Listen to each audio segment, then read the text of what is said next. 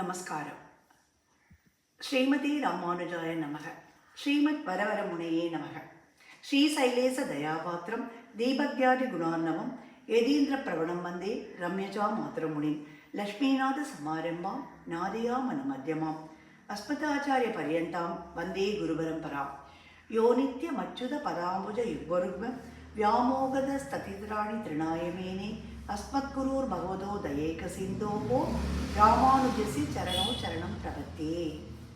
அன்னவையன் புதுவையாண்டாள் அரங்கருக்கு பண்ணுதிருப்பாவை பல்பதியம் இன்னிசையால் பாடி கொடுத்தாள் நற்பாமாலை பூமாலை சூடி கொடுத்தாளை சொல்லு.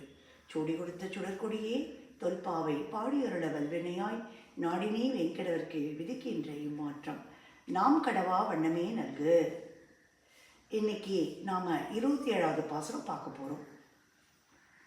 கூடாரி வெல்லும் சீர்கோவிந்தா உண்டன்னை பாடி பறைகொண்டு யாம் பெரும் சம்மானம் நாடு புகழும் பரிசினால் நன்னாக சூடகமே தோல்வளையே தோடே செவிப்பூவே பாடகமே என்றனைய பல்கலனம் யாமணிவோம் ஆடையுடுப்போம் அதன்பின் பாசோறு மூடனை பெய்து முழங்கை வழிவார கூடியிருந்து குளிர்ந்தேலோர் என்பாவாய் என்று திருப்பாவையில் முக்கியமான பாசுரம்.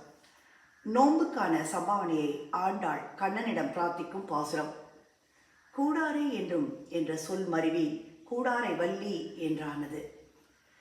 பகவானிடம் கூடாதவர்கள், பகவானிடம் பொறாமைப்படுபவர்கள், பகவானை எதிரியாக நினைப்பவர்கள் போன்ற கூடாதவர்களை கூட அவர்கள் மனங்களை ஜெயிக்க வல்ல மங்கள குணங்கள் கொண்டவர். இப்படிப்பட்ட உன்னை நாவார பாடி உன்னிடமிருந்து பறை மற்றும் நோன்புக்கான உபகரணங்களை பெற்றுக்கொண்டு உன்னுடைய அடியார்களான நாங்கள் சன்மானம் பெற வேண்டும் என்கிறாள். சம்பாவனை எப்படி இருக்க வேண்டும் என்றால் நாடே கொண்டாடும்படியாக ஊரே புகழும்படியாக பரிசாக இருக்க வேண்டும். நல்ல முறையில் சிறப்பான சம்பாவனை கொடுக்க வேண்டும் என்றாள். என்ன என்று கேட்டாள். 5 ஆபரணங்கள் கேட்கிறாள். சூடகம் என்பது கைவளை, தோள்வளை என்பது தோளுக்கான ஆபரணம், தோடே காதுக்கான தோடு, செவிப்பூவே காதில் மேலே போடக்கூடிய கர்ண புஷ்பம் என்று சொல்லக்கூடிய செவிப்பூவு, பாடகமே காலில் அணிந்து கொள்ளக்கூடிய சிலம்பு. இது போன்ற பல வகையான அணிகலன்களும் உன் பிரசாதமாக நீ அளிக்க நாங்கள் அணிந்து கொள்வோம். உன் பிரசாதமாக ஆடையை அணிந்து கொள்வோம். எல்லாவற்றுக்கும் மேல் முக்கியமாக ஒன்று பால் சோறு அக்கார அடிசல்.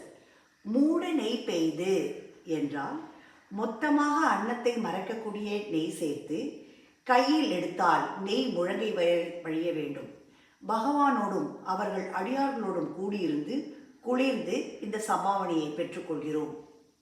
நோன்புக்கான இந்த சம்பாவனையை இந்த பாசுரத்தில் கண்ணனிடம் பிரார்த்திக்கிறாள். நாமும் ஆண்டாளுடன் சேர்ந்து கண்ணனிடம் சம்பாவனை வேண்டி பிரார்த்திப்போம். ஆண்டாள் திருடிகளே சரணம். ஆழ்வார் எம்பெருமானார் ஜீய திருடிகளே சரணம்.